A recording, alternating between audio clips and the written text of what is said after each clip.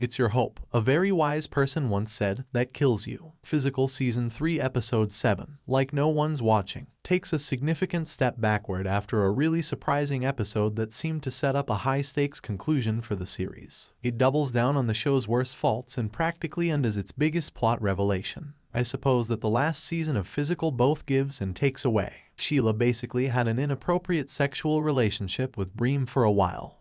The fact that Physical can't seem to let go of the character is all the more remarkable given that the show never attempted to portray the two as being in any way a romantic fit or even make a special effort to give him a personality. Furthermore, Physical also appears to be unsure of what it wants from Bream, since the program has begun to imply that Sheila might still have feelings for him. It also appears to be urging viewers to make a sincere commitment to the Bream's union. I'm not sure how we're supposed to interpret the tomato-throwing moment if it isn't intended to convey forgiveness or healing.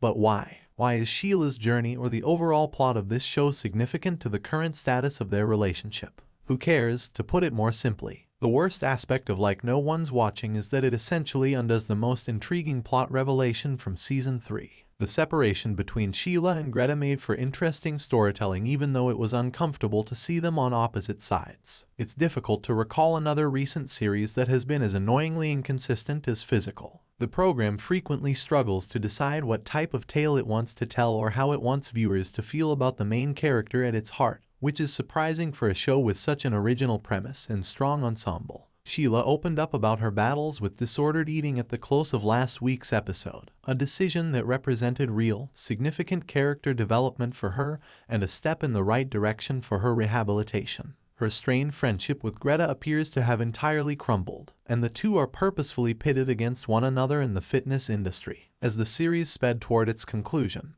everything looked to be finally building towards something meaningful, narratively speaking. Like No One's Watching regrettably feels like a massive step backward. Physical itself doesn't show us much of how Sheila's confession has affected her personally, despite the fact that it appears that many fans liked and responded to her very public honesty. Does her darkest secret being revealed make her feel relieved? Was it liberating to finally come clean with the world? Did it make her daily battle more difficult? Easier? Somewhere in the middle. We don't know because the show doesn't appear to think such crucial character moments are significant enough to mention to us for some reason. Instead, the series returns to focusing on Sheila's ex-lovers. Although the program could not be more blatantly telegraphing that Carlos is too average and functional to be her true endgame, at least this week we get to spend a bit more time with him. Carlos wants to meet Maya. I stated this before, but I feel like it just keeps getting reaffirmed every week, so I have to keep saying it. At this point, I probably would have liked if they had simply left her as Sheila's projection, a projection that never crossed paths with the real woman in this manner. One of the worst characters on television, Danny simply keeps getting worse. See you soon.